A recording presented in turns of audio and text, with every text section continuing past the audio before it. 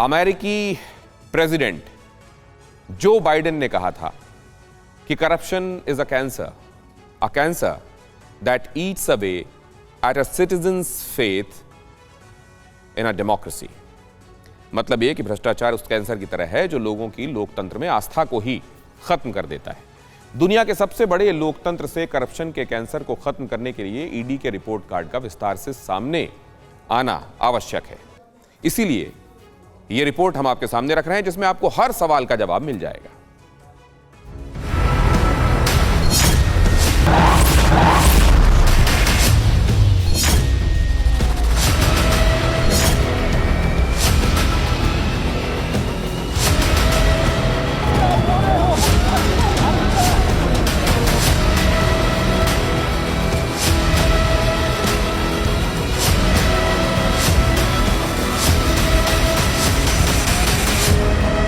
तिजोरी में note,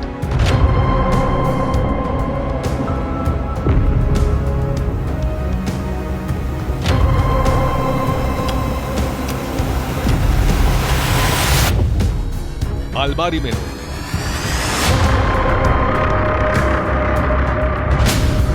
bedroom से लेकर बाथरूम तक में नोट ही नोट।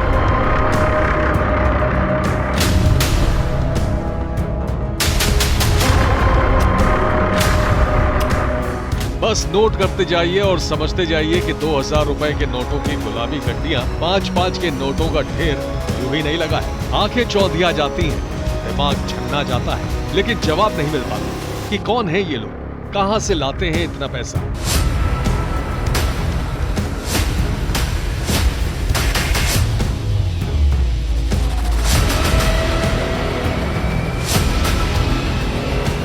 सूटकेस से लेकर ब्रीफकेस तक में कैश की पहेली क्या है, लेकिन आज पता करके ही रहेंगे। जान के रहेंगे कि कैसे सिस्टम के सिलेंडर में छेद कर आम आदमी की जेब तराशी करके देश को दीमक की तरह खोखला करने वाले करप्ट करामातियों की कुंडली खंगालेंगे। लेकिन पहले प्रधानमंत्री मोदी की एक बात सुननी होगी।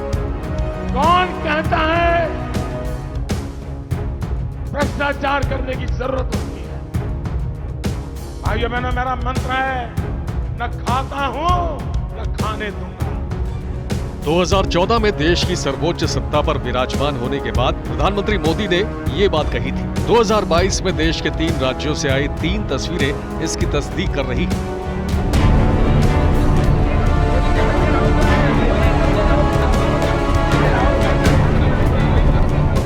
मुंबई में सुबह सवेरे ईडी की टीम संजय राउत के घर पहुंच गई। पात्रा चौल मामले में 9 घंटे तक पूछताछ की गई। दोपहर आते आते संजय राउत को ईडी ने हिरासत में ले लिया। कोलकाता में पार्थ चैटर्जी 8 अगस्त तक ईडी की कस्टडी में है, तो झारखंड कांग्रेस के 3 विधायकों की गाड़ी से भी नोटों की गड्डियां बरामद हुई।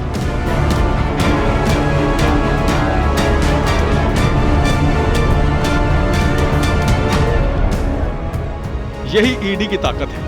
अब फर्क नहीं पड़ता कि किसका रसूख कितना है, रुतबा क्या है।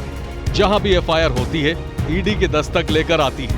नेता ही नहीं, 2014 के बाद से ही आम आदमी की कमाई पर करप्शन के नोटों के ढेर लगाने वालों की शामत आई। ईडी की ताकत को इन तस्वीरों से समझा जा सकता है। चंद महीने पहले तक जिन संजय राउत की महाराष्ट्र में तूती बोलती थी, मुंबई से दिल्ली की सत्ता को ललकारने वाले वही संजय राउत अब ईडी की हिरासत में।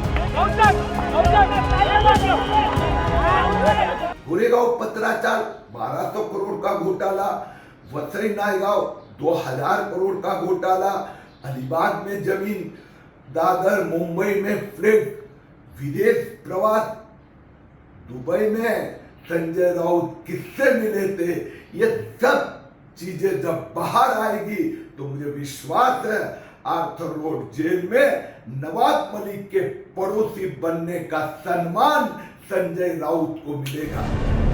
सियासत अपनी जगह है, लेकिन सच्चाई यही है कि 8 साल के दौरान ईडी ने ताबड़तोड़ एक्शन लिए हैं। बंगाल की कैश क्वीन और पार्थ का यथार्थ तो वानगी भर है। मौजूदा दौर में काली कमाई का हर कुबेर बेचैन है कि ना जाने किस घड़ी ईडी की दस्तक दरवाजे पर हो जाए। इसीलिए एक्शन, रिएक्शन और डायरेक्शन का पूरा बही खाता खंगालेंगे। चंद सवालों के साथ कि 8 साल के दौरान ईडी ने कितने छापे मारे, ईडी के छापों में कितनी काली कमाई बरामद हुई, कितने हाई प्रोफाइल लोगों पर ईडी ने शिकंजा कसा? ईडी जो पैसा ज्वेलरी बरामद करती है उसका क्या होता है?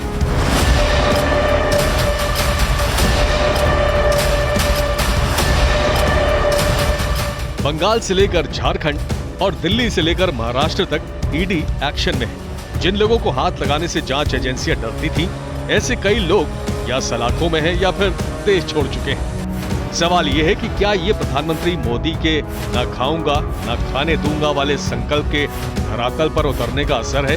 जवाब से पहले ईडी की ABCD समझिए। ईडी यानी एनफोर्समेंट डायरेक्टरेट, इसे हिंदी में प्रवर्तन निदेशालय कहते हैं, जिसकी स्थापना 1 मई 1956 को विदेशी मुद्रा से संबंधित उल्लंघन की जांच के लिए की गई थी। 1957 में इसका नाम ईडी किया गया। 2002 में prevention of money laundering act यानी PMLA कानून बनने के बाद से ईडी आपराधिक श्रेणी वाले फाइनेंशियल फ्रॉड और मनी लॉन्ड्रिंग से जुड़े मामले भी देखने लगी है।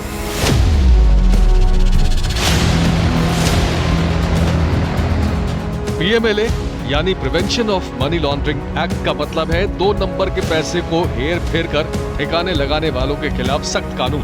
PMLA को 2002 में अटल जी की सरकार के दौरान बनाया गया, लेकिन ये कानून 2005 से लागू हो पाया। PMLA के तहत ईडी आरोपी को गिरफ्तार कर सकती है, काली कमाई से बनाई संपत्तियों को जब्त कर सकती है, नेताओं अफसरों से लेकर हाई प्रोफाइल लोगों को तलब कर सकती है, सरकार की इजाजत के बिना मुकदमा दर्ज कर सकती है। ये सभी पावर ईडी को 2002 से ही मिली है। ऐसे में सवाल लाजमी है कि अब ऐसा क्या हो गया जो हर दूसरे दिन ईडी का छापा सुर्खियां बन जाता है? जवाब CBI के जॉइंट डायरेक्टर रहे शांतनु सेन से सुनिए।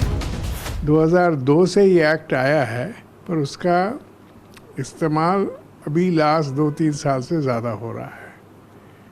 और इसमें क्या है हो रहा है, जो पॉलिटिशियंस जो हैं, जिनके बारे में कहा जाता था वो पैसे बना रहे हैं पर तफ्तीश होती नहीं थी, इनके बारे में ईडी ने ज़्यादा तफ्तीश शुरू किया है।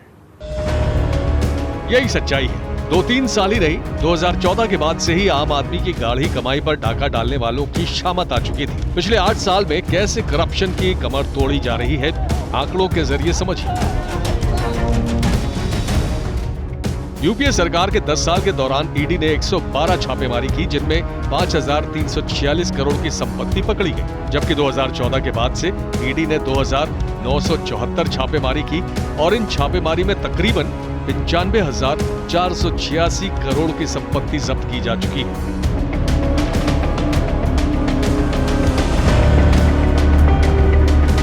यानी मोदी सरकार के सत्ता में आने के बाद से ही ईडी की छापेमारी में 27 गुना बढ़ोतरी हुई है। सवाल यह है कि ये सियासत है, इत्तेफाक है या फिर करप्शन के खिलाफ बिना भेदभाव के एक्शन है? पहले शायद ऐसी अंडरस्टैंडिंग थी जो दोनों पार्टीज जो पॉलिटिक्स में थे, 2-3 पार्टी, उनके खिलाफ तफ्तीश नहीं होती थी। इस सरकार ने ये चूज किया है तफ्तीश करने का, पॉलिटिशियंस के खिलाफ तफ्तीश करने का।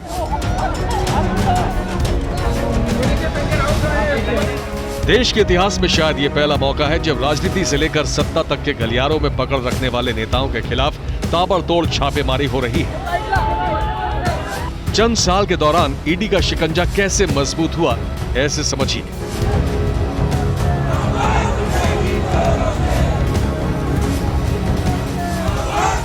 कांग्रेस अध्यक्ष सोनिया और राहुल गांधी, जमीन खरीद घोटाले में Robert Vadra, Panchkula land case में हरियाणा के पूर्व मुख्यमंत्री भूपेंद्र सिंह हुड्डा,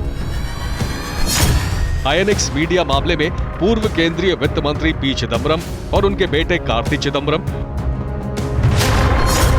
कांग्रेस नेता और कर्नाटक के पूर्व मंत्री DK शिव कुमार, पूर्व केंद्रीय मंत्री सुरेश कलमाडी समेत ऐसे तमाम हाई प्रोफाइल मामले हैं जिनमें ईडी का एक्शन हो चुका है।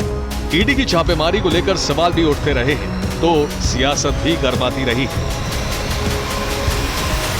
ईडी का कोई जायज़ इस्तेमाल तो हो नहीं रहा है। ये एक राजनीतिक टूल्स बन गया है और भारतीय जनता पार्टी और केंद्र सरकार उसको अपने राजनीतिक लाभ के लिए इस्तेमाल कर रही है। जब कोई भी अभियुक्त पकड़ा जाता है तो हमेशा से एजेंसियों पर आरोप लगाता है, सरकार पर आरोप लगाता है।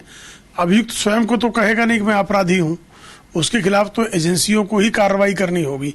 तो यह पहले से ही आरोप लगता रहा है। आज भी दाऊद इब्राहिम से आप पूछेंगे कि उसका वो आतंकवादी है कि नहीं है, तो कहेगा मैं निर्दोष हूं। लेकिन दाऊद इब्राहिम के स्वयं को निर्दोष कहने से उसका अपराध घट नहीं जाता। विपक्ष इल्जाम लगाता है सत्ताधारी दल करप्शन के खिलाफ कार्रवाई बताता है, लेकिन ये पहली बार नहीं है जब सीबीआई से लेकर ईडी तक पर सवाल उठे हो। ईडी के नाम से राजनीति करने में कोई भी पीछे नहीं है। ईडी के नाम पर सियासत की गुंजाइश के दो पहलू देखिए। दिल्ली में जब कांग्रेस अध्यक्ष सोनिया गांधी से लेकर राहुल गांधी से पूछताछ हो रही थी, तब देश के हर कोने में कांग्रेसी कार्यकर्ता सड़क पर उतरे थे। दिल्ली से लेकर कोलकाता और मुंबई से लेकर तेलंगाना तक जमकर हिंसक प्रदर्शन हुए। दूसरी तरफ जब बंगाल में ममता दीदी के मंत्री के घर से काली कमाई का खजाना मिला, तो वही कांग्रेसी कार्यकर्ता ईडी को फूल देने से लेकर मिठाई खिलाने तक पहुंच गए। राजनीति की रवायत यही है कि जब तक अपने मुताबिक हो तो सब ठीक, अपने खिलाफ हो तो सब खराब। लेकिन ईडी को शायद ही इससे फर्क पड़ता हो। ऐसा होता तो 6 साल के दौरान 67,000 करोड़ की काली कमाई का पता न चलता। 2016 से 2021 तक के आंकड़ों को देखें तो ईडी के एक्शन का पता चल जाता है। 2016-17 में 226 छापे मारे गए, तो 2017-18 में ईडी ने 368 छापेमारी की। इसी तरह 2018-19 में 519, 2019-20 में 335, 2020-21 में 596 और 2021-22 में 572 छापे मारे गए। इस दौरान 266 गिरफ्तारियां हुई, जब 67,000 करोड़ से ज्यादा संपत्ति जब्त की गई। खास बात यह है कि ईडी की छापेमारी में सिर्फ नोट ही नहीं मिले, बल्कि ज्वेलरी से लेकर प्रॉपर्टी तक के दस्तावेज बरामद होते रहे हैं। ईडी को जो पावर मिले हैं और जो सुप्रीम कोर्ट के उसके बारे में राय दी है, उससे ये साफ पता लगता है, जो सुप्रीम कोर्ट ने ये माना है, जिनके पास क्राइम का पैसा है या क्राइम का फ़ायदा करा हुआ कुछ है, उनको खुद बताना पड़ेगा ये फ़ायदा उनको कैसे मिला। 2000 से लेकर 500 के नोटों का पहाड़ 2 महीने पहले बंगाल जैसा काली कमाई का खजाना झारखंड में भी मिला। 6 मई को ईडी ने आईएएस पूजा सिंघल के घर और उनसे जुड़े 2 दर्जन से भी ज्यादा ठिकानों पर छापेमारी की थी। इस दौरान 19 करोड़ से ज्यादा कैश बरामद किया गया था। इस मामले में पूछताछ के बाद ईडी ने 11 मई को पूजा सिंघल को गिरफ्तार कर लिया था। तभी से वो जेल में बंद है। पूजा सिंघल की जमानत पर ईडी कोर्ट में 3 अगस्त को सुनवाई होनी है। 2000 बैच की आईएएस ऑफिसर पूजा सिंघल ने सबसे कम उम्र में यूपीएससी पास करने का रिकॉर्ड बनाया था, लेकिन नौकरी में आने के बाद उन पर घोटाले के आरोप लगे। रिपोर्ट्स के मुताबिक ये संपत्ति उन्होंने खनन माफियाओं के साथ मिलकर बनाई थी। सवाल ये है कि क्या ईडी के एक्शन को सिर्फ राजनीतिक रंजिश कहना सही है? ये बहस कोई नई नहीं है। ये आज़ाद हिंदुस्तान में जब भी कोई पॉलिटिकल पार्टी के किसी भी व्यक्ति पर जब भी कोई जांच होती है भ्रष्टाचार की, तो अपोजिशन जो प्रतिद्वंदी पार्टियां हैं विपक्ष में, वो इस तरह का सवाल उठाती रही हैं। और ये नई बात नहीं है। ये जब कांग्रेस भी सत्ता में थी, यूपीए कह लें या कोई भी दूसरे मिली-जुली सरकारों का भी दौर रहा है, तब भी केंद्रीय एजेंसियां काम करती रही हैं। देश में करप्शन पर एक्शन अभी से नहीं हो रहा है। तमिलनाडु की मुख्यमंत्री रही जयललिता के घर 1997 में एक रेड में 29 किलो सोना, 800 किलो चांदी, 10,000 से ज्यादा साड़ियां, 91 कीमती घड़ियां और 750 जोड़ी जूते मिले थे। जयललिता पर आरोप थे कि उन्होंने ये संपत्ति बतौर मुख्यमंत्री रहते अपने पहले कार्यकाल में बनाई थी। तब रेड में मिली कुल संपत्ति की कीमत 67 करोड़ आंकी गई थी। इसे लेकर जयललिता को जेल भी जाना पड़ा था। तमिलनाडु की पूर्व मुख्यमंत्री जयललिता की करीबी रही शशिकला के ठिकानों पर इनकम टैक्स का छापा पड़ा था। 187 ठिकानों से 1600 करोड़ रुपए से ज्यादा की संपत्ति का पता चला। शशिकला इन संपत्तियों का कोई स्रोत नहीं बता पाई, जिसके बाद पूरी संपत्ति को कुर्क कर लिया गया। यानी भ्रष्टाचार पर लगातार वार होता रहा है। ईडी की ताकत पहले भी वही थी, आज भी वही है।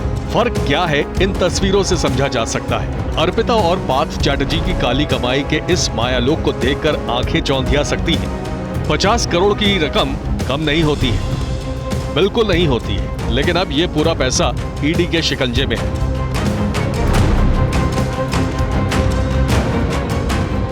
इसीलिए जानना जरूरी है कि ईडी जो पैसा और प्रॉपर्टी जब्त करती है उसका क्या होता है। जवाब विस्तार से समझिए। छापेमारी में जब्त की गई चीजों का पंचनामा बनाया जाता है। पंचनामा जांच एजेंसी का आईओ यानी जांच अधिकारी बनाता है। पंचनामे पर 2 स्वतंत्र गवाहों के हस्ताक्षर होते हैं। साथ ही इस पर जिस व्यक्ति का सामान जब्त होता है उसके भी दस्तखत होते हैं। पंचनामा बनने के बाद जब्ती का सामान केस प्रॉपर्टी बन जाता है।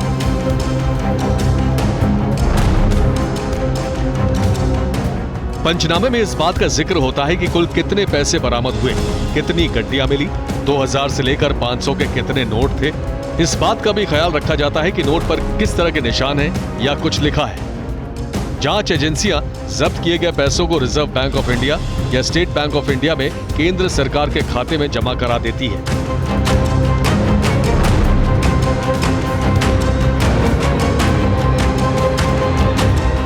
ईडी के सामान जब्त करने के बाद मामला कोर्ट में पहुंचता है। अगर कोर्ट में कार्रवाई सही पाई जाती है तो सारी प्रॉपर्टी पर सरकार का कब्जा हो जाता है। अगर कोर्ट में ईडी की कार्रवाई सही साबित नहीं होती है तो सारा सामान वापस लौटा दिया जाता है। लेकिन क्या ये इतना आसान है? ईडी जो चार्ज लगाएगी उस चार्ज को गलत एक्यूज को कहना पड़ेगा, प्रूव करना पड़ेगा गलत है। क्योंकि एक्यूज के पास क्या है, किसी ने क्राइम किया है और क्राइम से जो फ़ायदा हुआ है वो एक्यूज के पास है। तो जब फ़ायदा है तो आपको बताना पड़ेगा खुद को ये फ़ायदा आपको हुआ कैसे आपके पास इतनी प्रॉपर्टी आई, कैसे आपके पास इतने पैसे आए। ये इन्वेस्टिगेटिंग ऑफिसर्स को प्रूव नहीं करना पड़ेगा ये पैसा आपके पास गलत तरीके से आया है। देश में ईडी के एक्शन को लेकर जो हंगामा बरपा है उसका लब्बो-लुआब यही है कि काली कमाई के कुबेरों को कमाई का जरिया बताना पड़ेगा, वरना डरना ही पड़ेगा। इसीलिए सियासी दल भले ही ईडी पर सवाल उठाएं, लेकिन आम हिंदुस्तानी का भरोसा बढ़ रहा है। यही ईडी की सबसे बड़ी कामयाबी है।